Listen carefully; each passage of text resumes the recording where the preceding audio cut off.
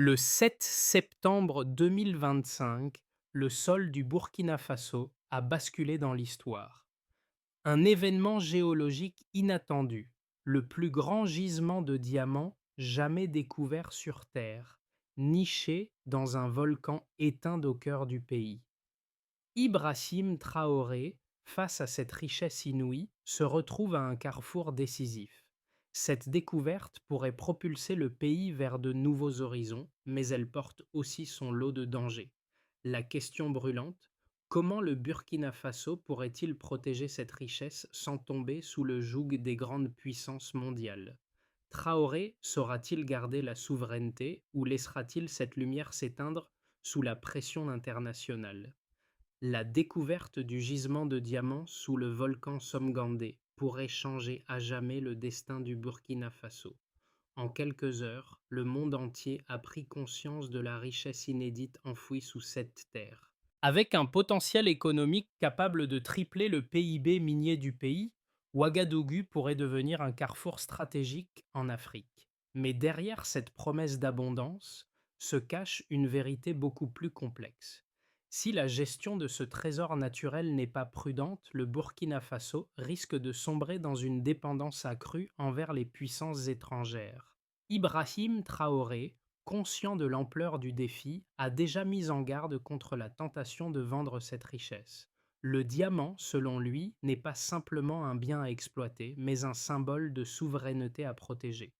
Le pays doit choisir céder à la pression des grandes puissances pour un gain rapide ou préserver son indépendance à tout prix. Traoré doit équilibrer l'intérêt national et les ambitions géopolitiques mondiales.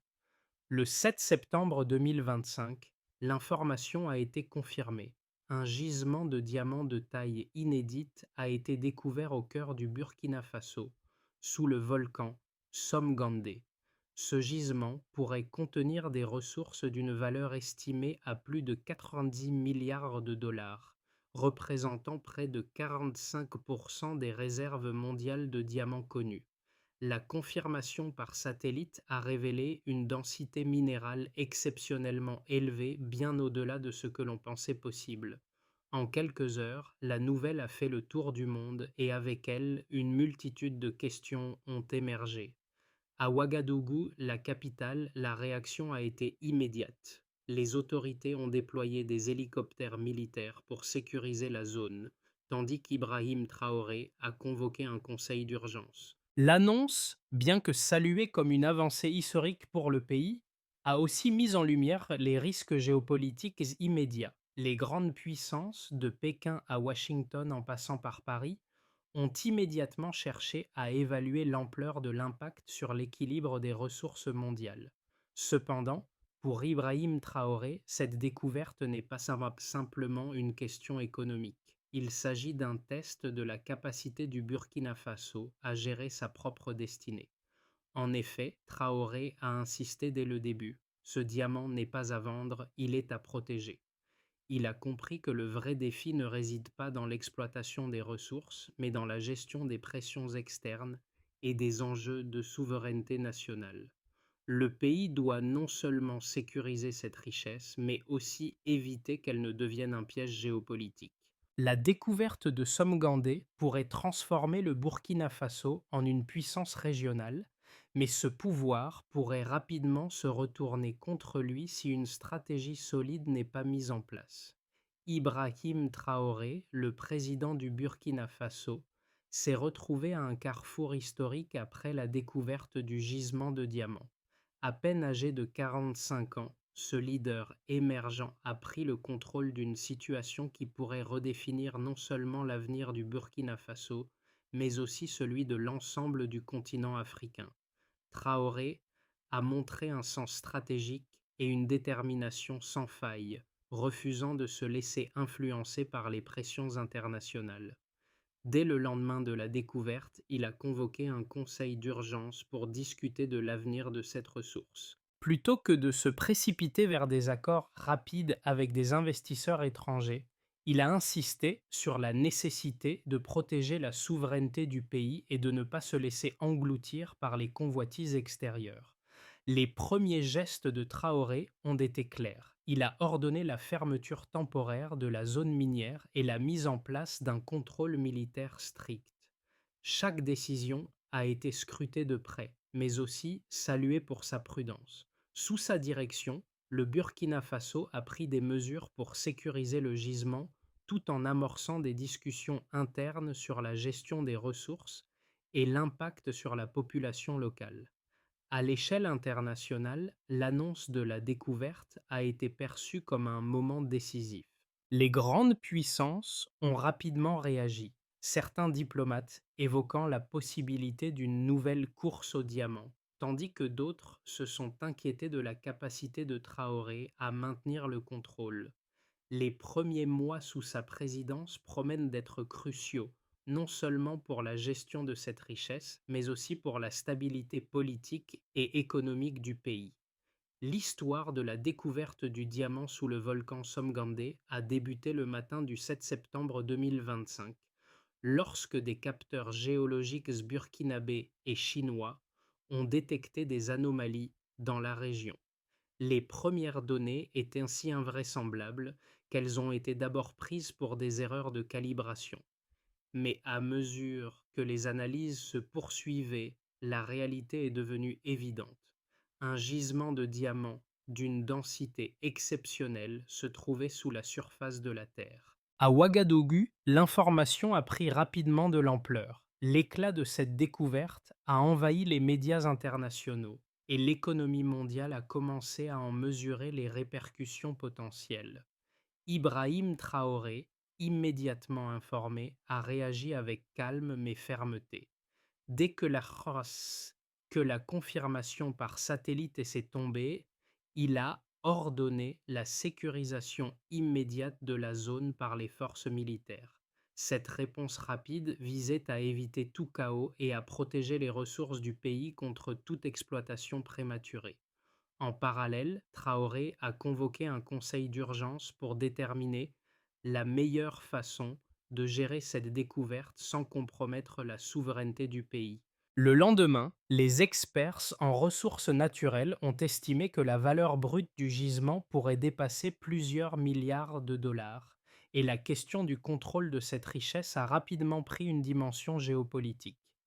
Pékin, Moscou et Paris ont tous exprimé leur intérêt, et des discussions diplomatiques se sont intensifiées autour de la manière dont cette découverte pourrait redéfinir les alliances internationales, notamment entre l'Afrique, l'Europe et l'Asie. Dans les rues de Ouagadougou, la nouvelle a été accueillie avec une combinaison d'enthousiasme et d'anxiété. Les Burkinabés, d'un côté, se sentaient fiers que leur pays possède une telle richesse, mais de l'autre, ils craignaient que ce trésor ne se transforme en malédiction, à l'instar de nombreux autres pays africains qui ont vu leurs ressources naturelles exploitées sans en bénéficier véritablement. Le climat économique et politique du Burkina Faso était fragile, et la manière dont Traoré allait gérer cette découverte allait déterminer l'avenir du pays. Les premières décisions de Traoré ont été axées sur la transparence et la sécurité.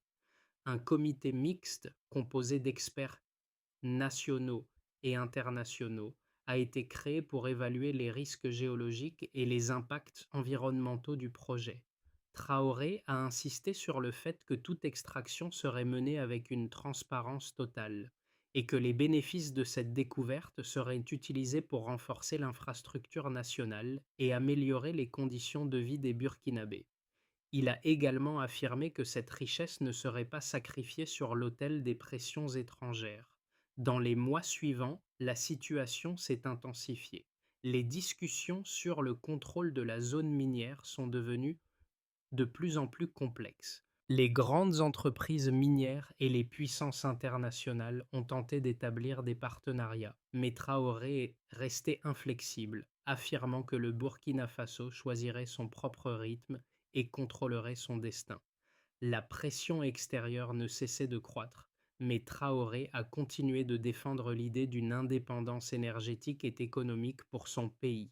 Les premiers signes d'une transformation économique du pays ont commencé à émerger. Le Burkina Faso s'est préparé à lancer un programme de formation pour des milliers de techniciens et géologues, dans le but de maximiser l'exploitation locale de ces ressources sans dépendre des compétences étrangères. Cette initiative a été saluée par la communauté internationale comme un modèle d'autosuffisance. Mais, en coulisses, les négociations ont continué et l'incertitude demeure. Ibrahim Traoré réussira-t-il à protéger cette richesse tout en préservant la souveraineté nationale du Burkina Faso, ou succombera-t-il aux sirènes des grandes puissances économiques mondiales? La découverte du gisement de diamants sous le volcan Somgandé a rapidement attiré l'attention des économistes et des experts en ressources naturelles qui ont commencé à évaluer l'ampleur de la richesse découverte. Selon les premières estimations, la chambre volcanique de Somgandé contiendrait près de 12 millions de carats exploitables, soit l'équivalent de 45% des réserves mondiales de diamants actuellement connues. Ces chiffres, rendus publics par le ministère des Mines du Burkina Faso, ont immédiatement suscité des réactions dans le monde entier. En termes de valeur marchande, les analystes estiment que ce gisement pourrait représenter environ 92 milliards de dollars sur la base des prix moyens du diamant brut, un montant qui pourrait augmenter considérablement si la qualité des diamants extraits dépasse les attentes initiales. Ces données chiffrées ont été obtenues grâce à des relevés géophysiques et des analyses détaillées réalisées par des équipes mixtes de géologues burkinabés et chinois, qui ont confirmé la présence de diamants cristallisés à une profondeur inédite. Ces chiffres ont des implications énormes pour l'économie du Burkina Faso. Le PIB minier du pays pourrait être triplé, transformant le secteur des mines en une véritable locomotive économique. Une telle augmentation des ressources pourrait entraîner une croissance significative des revenus de l'État et permettre au Burkina Faso d'améliorer ses infrastructures de manière substantielle. Le pays pourrait même devenir un carrefour stratégique pour les industries du diamant en Afrique, rivalisant avec des pays comme l'Afrique du Sud et le Botswana. Cependant, ces chiffres ne représentent pas seulement une opportunité économique, mais aussi un défi pour la gestion des ressources. L'exploitation de ces diamants nécessitera des investissements massifs dans les infrastructures minières, ainsi que des mesures strictes pour minimiser l'impact environnemental. De plus, les experts ont mis en garde contre le danger d'une malédiction des ressources où une richesse soudaine pourrait entraîner des conflits internes et des tensions géopolitiques. Les autorités burkinabées ont donc pris la décision de procéder à une évaluation complète des risques avant de lancer l'exploitation à grande échelle. Un comité d'experts a été formé pour évaluer non seulement les impacts économiques, mais aussi les effets sociaux et environnementaux de l'extraction.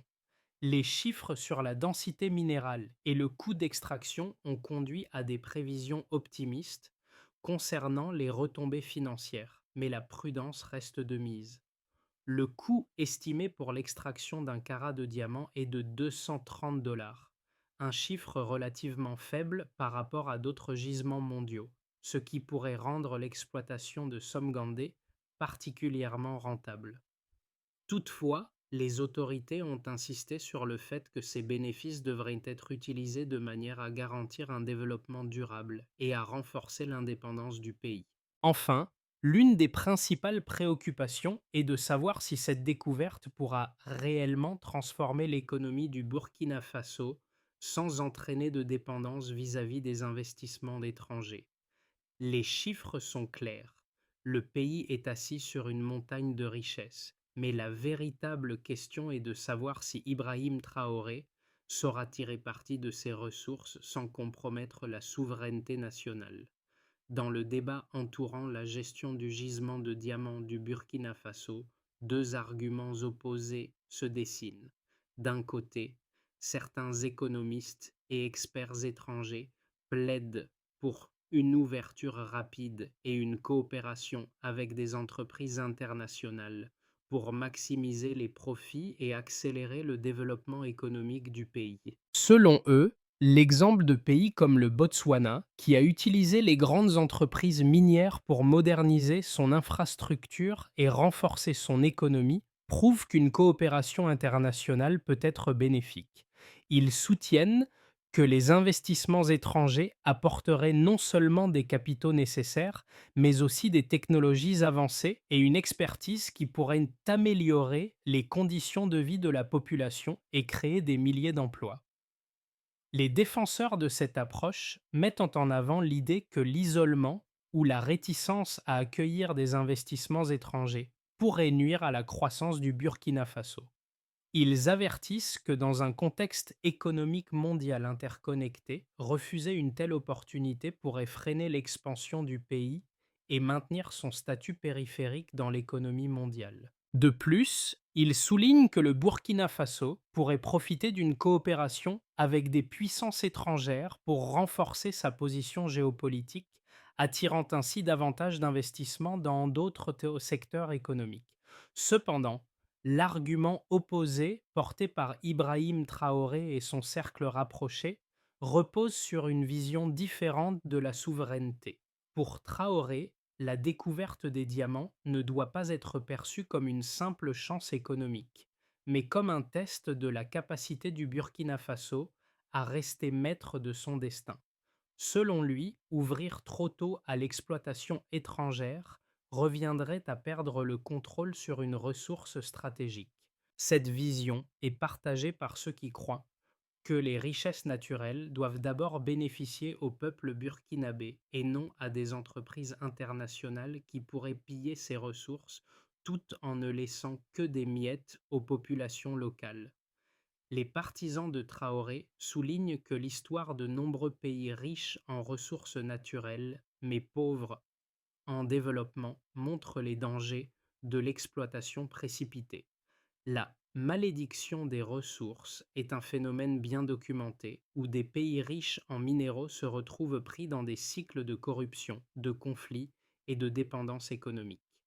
Pour éviter cela, il est crucial que le Burkina Faso établisse un cadre légal et institutionnel rigoureux avant de permettre toute extraction de diamants. Ce cadre devrait garantir la transparence et éviter les dérives et s'assurer que les profits servent à financer le développement durable du pays. Le dilemme entre ces deux approches n'est pas seulement économique, mais aussi politique et moral. Les deux parties ont des arguments valides, mais la question reste: comment le Burkina Faso peut-il tirer parti de cette richesse tout en préservant sa souveraineté, son indépendance et son avenir à long terme? Le véritable tournant de l'histoire de la découverte du diamant sous Somgandé n'a pas résidé dans l'ampleur des ressources découvertes, mais dans la décision qui a suivi. Ibrahim Traoré, face à la pression internationale, a choisi de ne pas céder aux demandes immédiates des grandes puissances. Il a annoncé qu'il n'autoriserait aucune exploitation avant que le Burkina Faso n'ait élaboré un cadre national clair et transparent pour l'exploitation des diamants. Cette décision n'a pas seulement visé à protéger la souveraineté du pays, mais aussi à assurer que les bénéfices de cette richesse naturelle profitent d'abord à la population burkinabé. Cette annonce a été perçue comme un défi audacieux face aux pressions externes. Traoré a affirmé: nous ne vendrons pas notre avenir. À travers cette déclaration, il a non seulement affirmé l'indépendance du Burkina Faso, mais aussi instauré un principe fondamental. Le pays choisirait son propre rythme et ne se soumettrait pas à la logique des grandes puissances économiques. Cette décision a marqué un point de non-retour dans la gestion des ressources naturelles du pays et a renforcé la vision de Traoré d'une Afrique indépendante économiquement, décidant de son propre destin. Les conséquences de la décision d'Ibrahim Traoré de conserver un contrôle strict sur l'exploitation du diamant de Somgandé se sont rapidement fait sentir à plusieurs niveaux. D'un point de vue économique, la première mesure a été d'instaurer une nouvelle réglementation sur les ressources naturelles, visant à garantir que le Burkina Faso puisse gérer sa richesse sans se laisser piéger par des accords extrêmes. Cela a entraîné une série de changements dans la manière dont le pays abordait les investissements étrangers, notamment en imposant que toute entreprise souhaitant exploiter les ressources du pays passe par un processus d'audit national et de consultation publique. Cela a permis de réduire la dépendance aux acteurs extérieurs et de renforcer la transparence dans la gestion des ressources. Au niveau social, l'impact a été tangible.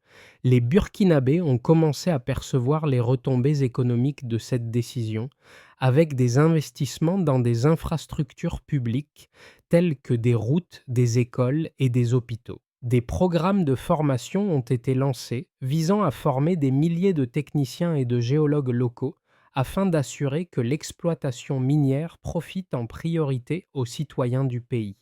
Cette montée en compétences a non seulement apporté des emplois directs dans le secteur minier, mais aussi permis d'encourager l'innovation et la recherche dans le domaine des technologies d'extraction durable. Cependant, la décision de Traoré a également engendré des défis. À l'international, les relations avec certaines puissances mondiales ont été mises à l'épreuve. Les États-Unis, la Chine et la France ont exprimé leurs inquiétudes concernant le retard dans l'exploitation du gisement, arguant que le Burkina Faso risquait de perdre des opportunités économiques importantes.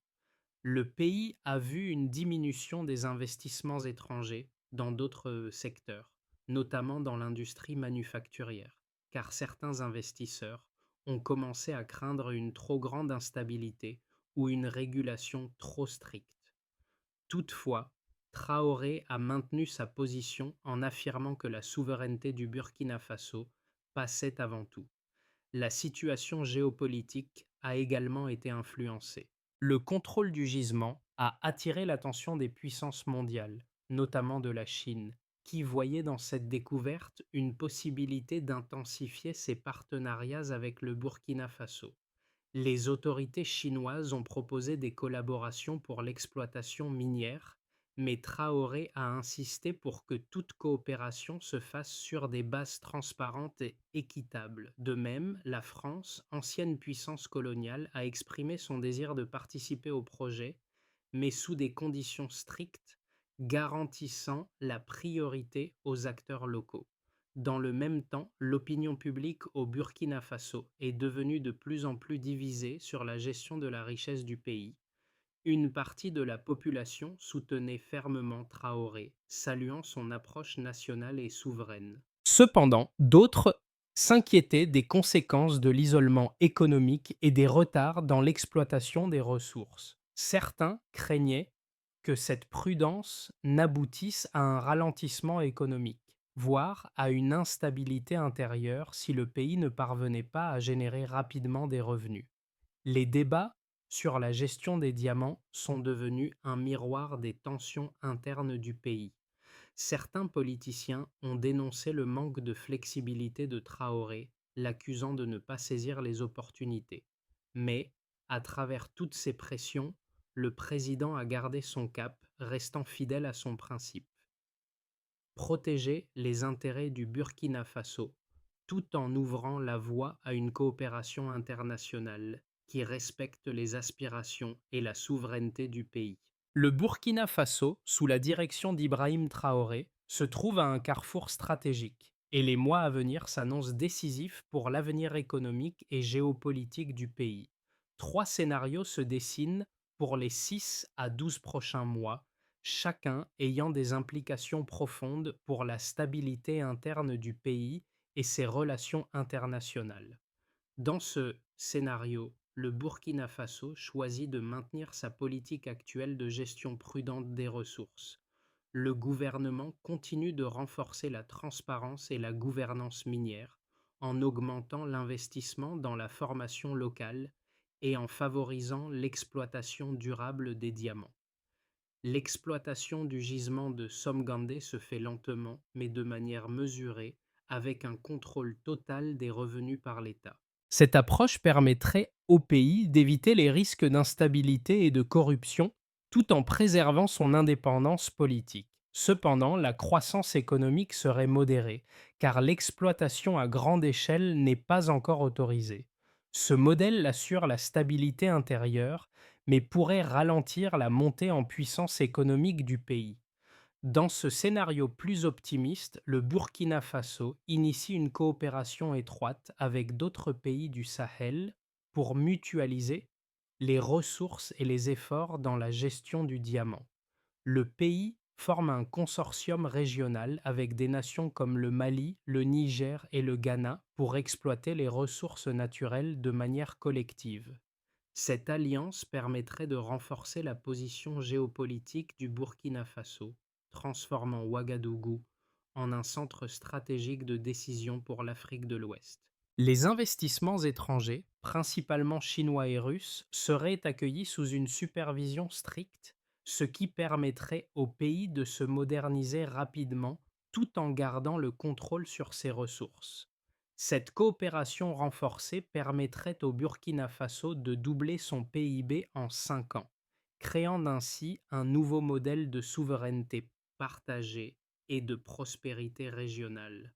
Cependant, ce scénario nécessiterait une gestion fine des tensions géopolitiques et des pressions internationales. Dans le scénario le plus sombre, les tensions internes et externes augmentent, conduisant à une instabilité croissante. L'isolement du Burkina Faso face à des puissances économiques mondiales, couplé à une gestion trop rigide de ses ressources, entraîne des divisions politiques internes. La presse internationale commence à dénoncer le pays comme étant réticent à coopérer avec le reste du monde, ce qui provoque une fuite des capitaux et une volatilité accrue des marchés. Les mouvements politiques internes exacerbent les tensions sociales, et une lutte pour le contrôle du gisement de diamants pourrait même émerger. Ce scénario pourrait conduire à une période de récession économique et à une perte de souveraineté si le Burkina Faso n'arrive pas à maintenir l'équilibre entre ses ambitions nationales et la pression extérieure. Le destin du Burkina Faso, tel qu'il se dessine à travers la découverte du diamant de Somgandé, touche plus que la sphère économique et géopolitique.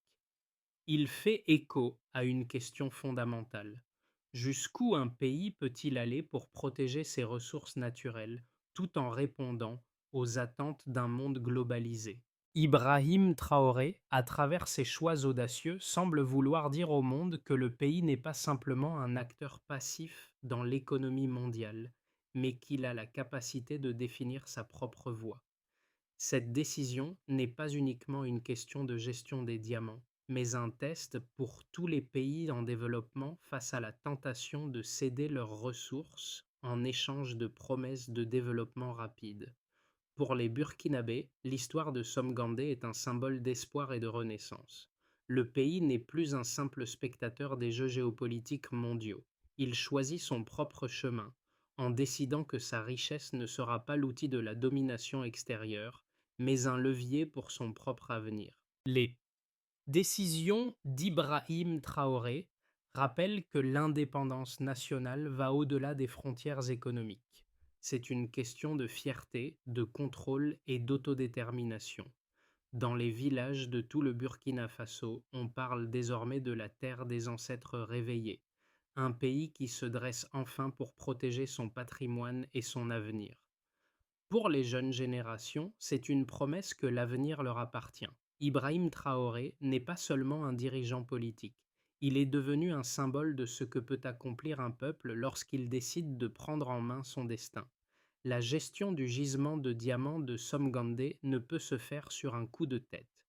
Ibrahim Traoré a compris que cette ressource n'est pas seulement une richesse géologique, mais aussi un test pour l'avenir du Burkina Faso. Pour que cette richesse profite au peuple et renforce la souveraineté du pays, un plan d'action clair et pragmatique doit être mis en place. Ce plan repose sur 3 grands axes: la gouvernance transparente, le développement local et la coopération internationale mesurée. Le premier pilier du plan consiste à mettre en place un cadre juridique et réglementaire robuste qui garantisse une gestion transparente des ressources.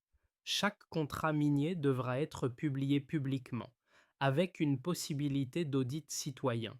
Cela permettra non seulement de prévenir la corruption, mais aussi de renforcer la confiance du peuple burkinabé dans les institutions.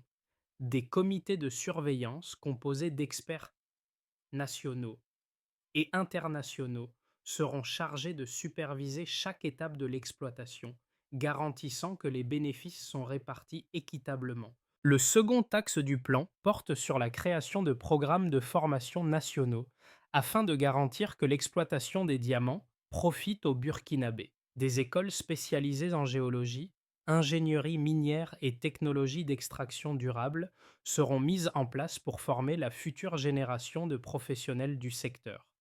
Cela contribuera à renforcer l'indépendance du pays en réduisant la dépendance vis-à-vis des compétences étrangères. Enfin, tout en veillant à la souveraineté nationale, le Burkina Faso ouvrira ses portes à des partenariats internationaux sous des conditions strictes. Les investissements étrangers devront respecter un cadre transparent et contribuer au développement du pays. Cette coopération sera supervisée par des représentants locaux afin de garantir que les bénéfices de l'exploitation minière ne soient pas dilués dans des accords inéquitables.